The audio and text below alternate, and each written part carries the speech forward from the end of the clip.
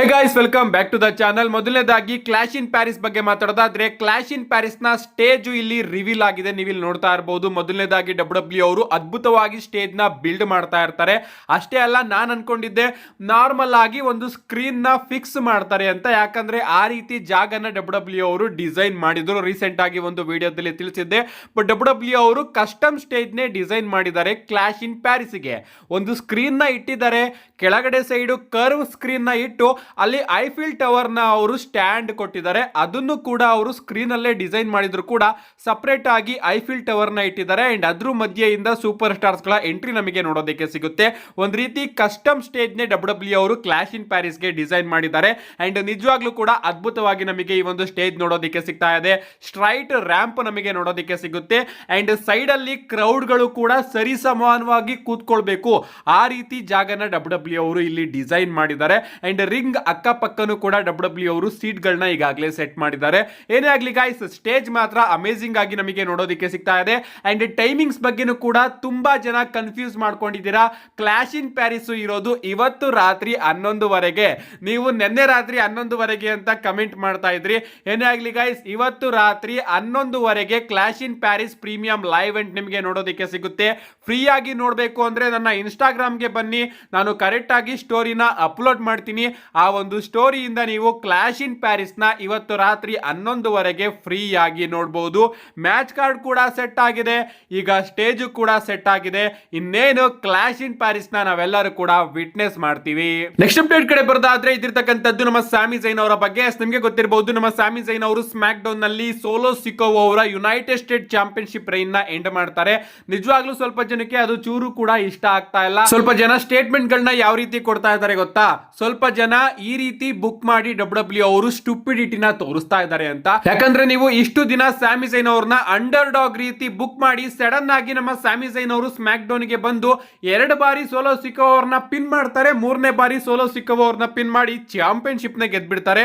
ಅದರಲ್ಲೂ ಕೂಡ solo Sikoa ಅವರ ಜೊತೆ ತನ್ನ ಫ್ಯಾಕ್ಷನ್ ಕೂಡ ಇದೆ. ಸೊ ಇದರಿಂದ ಸ್ಯಾಮಿ ಝೈನ್ ಅವರು ಎಲ್ಲಿ ಅಂಡರ್ ಡಾಗ್ ಆಗ್ತಾರೆ ಗುರು. ಅಷ್ಟೇ ಅಲ್ಲ, ಸೆತ್ ರೋಲೆನ್ಸ್ ಅವರು ಸ್ಟಾರ್ಟಿಂಗ್ ಸ್ಯಾಮಿ ಝೈನ್ ಅವರಿಗೆ ಒಂದು ಆಫರ್ ನ ಕೊಡ್ತಾರೆ.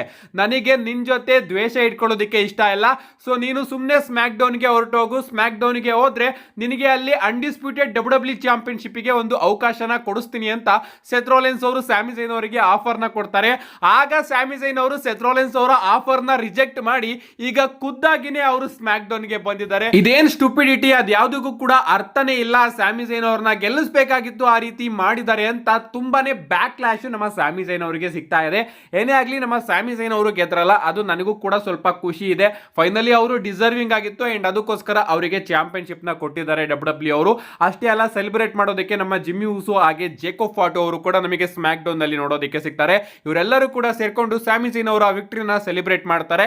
ಸೋಲೋ ಸಿಕೋವಾ ಅವರಿಗೆ ಬೇಜಾರಾಗ್ತಾ ಇದೆ. ಅವರು ಆಸ್ ಯುನೈಟೆಡ್ ಸ್ಟೇಟ್ ಚಾಂಪಿಯನ್ ಚೆನ್ನಾಗಿ ತನ್ನ ಕೆಲಸನ ಮಾಡ್ತಾ ಇದ್ರು. ಬಟ್ ನಮ್ಮ ಟ್ರಿಪಲ್ ಎಚ್ ಅವರಿಗೆ ಏನಾಯ್ತೋ ಗೊತ್ತಿಲ್ಲ, ಸಡನ್ ಆಗಿ ಅವರಿಗೆ ಸ್ಯಾಮಿ ಝೈನ್ ಅವ್ರನ್ನ ಗೆಲ್ಲಿಸಬೇಕು ಅಂತ ಅನ್ಸಿದೆ. ಅದಕ್ಕೋಸ್ಕರ ಸ್ಮ್ಯಾಕ್ ಡೌನ್ ನಲ್ಲಿ ಈ ರೀತಿ ಡಿಸಿಷನ್ ನ ತಗೊಂಡಿದ್ದಾರೆ. ನೆಕ್ಸ್ಟ್ ಅಪ್ಡೇಟ್ ಕಡೆ ಬರೋದಾದ್ರೆ, ಇದಿರ್ತಕ್ಕಂಥದ್ದು ನಮ್ಮ best in the world CM Punk ಅವರ ಬಗ್ಗೆ.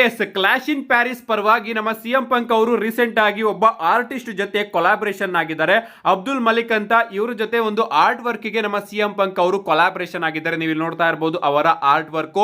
Is great to be alive on Sunday night in Paris ಅನ್ನೋ ಒಂದು ನಮ್ಮ ಸಿಎಂ ಪಂಕ್ ಅವರ ಕ್ಯಾಚ್ ಪ್ರೈಸ್ ಇದೆಯಲ್ಲ, ಅದನ್ನ ಇವರು ಆರ್ಟ್ ವರ್ಕ್ ರೀತಿ ಡಿಸೈನ್ ಮಾಡಿದ್ದಾರೆ. ಅಂಡ್ ನಿಜವಾಗ್ಲೂ ಅದ್ಭುತವಾಗಿ ಈ ಒಂದು ಡಿಸೈನ್ ನಮಗೆ ನೋಡೋದಕ್ಕೆ ಸಿಗ್ತಾ ಇದೆ. ಡೌಟ್ ಇರೋದೇನಪ್ಪಾ ಅಂದ್ರೆ, ಇದೇ ರೀತಿ ಟಿ ಶರ್ಟ್ ಅಲ್ಲಿ ನಮ್ಮ ಸಿಎಂ ಪಂಕ್ ಅವರು ಕ್ಲಾಶ್ ಇನ್ ಪ್ಯಾರಿಸ್ ಅಲ್ಲಿ ಪ್ರೆಸೆಂಟ್ ಆಗಿರ್ತಾರೋ ಇಲ್ವೋ ಅಂತ. ಅಷ್ಟೇ ಅಲ್ಲ, ಕ್ಲಾಶ್ ಇನ್ ಪ್ಯಾರಿಸ್ ಗೆ ಈಗಾಗಲೇ ಎಲ್ಲರೂ ಕೂಡ ಹೋಗಿ ತಲುಪಿದ್ದಾರೆ. ಅಫ್ಕೋರ್ಸ್ ತುಂಬಾ ಜನ ಈಗಾಗಲೇ ಪ್ಯಾರಿಸ್ ಅಲ್ಲೇ ಇದ್ದಾರೆ, ಎಲ್ಲರೂ ಕೂಡ ಪ್ಯಾರಿಸ್ ಅಲ್ಲೇ ಇದ್ದಾರೆ. ಬಟ್ ಆ ಒಂದು ಜಾಗ ಇದೆಯಲ್ಲ, ಅಲ್ಲಿಗೆ ಹೋಗಿ ತಲುಪಿದ್ದಾರೆ. ಆ ಒಂದು ಸ್ಟೇಡಿಯಂ ಹತ್ರ ಹೋಗಿ ತಲುಪಿದ್ದಾರೆ. ಇವನ್ ಎಲೆನೈಟ್ ಅವರು ನೀವು ಇಲ್ಲಿ ನೋಡ್ತಾ ಇರಬಹುದು ಬ್ಯಾಸ್ಕೆಟ್ ಬಾಲ್ ಗೇಮ್ ನ ಆಡ್ತಾ ಇದ್ದಾರೆ. ನಮ್ಮ ರೋಮನ್ ರೈನ್ಸ್ ಅವ್ರನ್ನು ಕೂಡ ನೀವು ಇಲ್ಲಿ ನೋಡ್ತಾ ಇರಬಹುದು. ರೋಮನ್ ರೈನ್ಸ್ ಅವರು ಟ್ರಾವೆಲ್ ಮಾಡಿ ನಿದ್ದೆನೇ ಇಲ್ವೇನೋ ಆ ರೀತಿ ಆಗಿದ್ದಾರೆ ಈ ಒಂದು ಫೋಟೋದಲ್ಲಿ.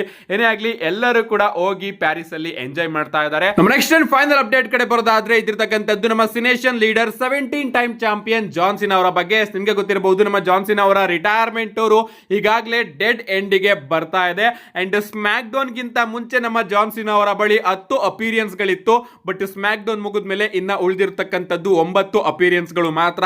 ಅದನ್ನ ಮತ್ತೊಮ್ಮೆ ನಮ್ಮ ಜಾನ್ ಸಿನಾ ಅವರು ನಮ್ಮೆಲ್ಲರಿಗೂ ಕೂಡ ರೆಕಾರ್ಡ್ ಮಾಡ್ತಾ ಈ ಒಂದು ಪೋಸ್ಟ್ ನ ತನ್ನ ಇನ್ಸ್ಟಾಗ್ರಾಮ್ ಅಲ್ಲಿ ಪೋಸ್ಟ್ ಮಾಡಿದ್ದಾರೆ. ಹಾಲೆಂಡ್ ಅನ್ನೋ ಒಬ್ಬ ಪ್ಲೇಯರ್ ನ ಫೋಟೋ ಫೋಟೋ ಇದು ಅಂಡ್ ಅವರ ಜೆರ್ಸಿ ನಂಬರ್ 9. ಸೊ ಇನ್ನ ಉಳಿದಿರ್ತಕ್ಕಂಥದ್ದು 9 ಡೇಟ್ಸ್ಗಳು ಕಣ್ರಪ್ಪ ಅಂತ ನಮ್ಮ ಜಾನ್ ಸೀನಾ ಅವರು ನಮ್ಮೆಲ್ಲರಿಗೂ ಕೂಡ ತಿಳಿಸ್ತಾ ಇದ್ದಾರೆ. ನಿಜವಾಗ್ಲೂ ತುಂಬಾನೇ ಬೇಜಾರೇನೋ ಆಗ್ತಾ ಇದೆ.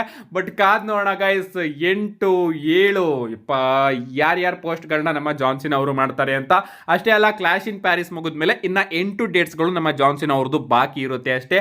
ಕಾದ್ ನೋಡೋಣ ಗೈಸ್, ಇದನ್ನ WWE ಅವರು ಯಾವ ರೀತಿ ಮುಂದುವರಿಸ್ತಾರೆ ಅಂತ. ನಿಮ್ಗೆ ಅನ್ಸುತ್ತೆ ಇದ್ರ ಬಗ್ಗೆ ನಿಮ್ಮ ಅನಿಸಿಕೆನ ಕಮೆಂಟ್ ಮಾಡಿ ಅಂತ ಹೇಳ್ತಾ, see you guys in my next video.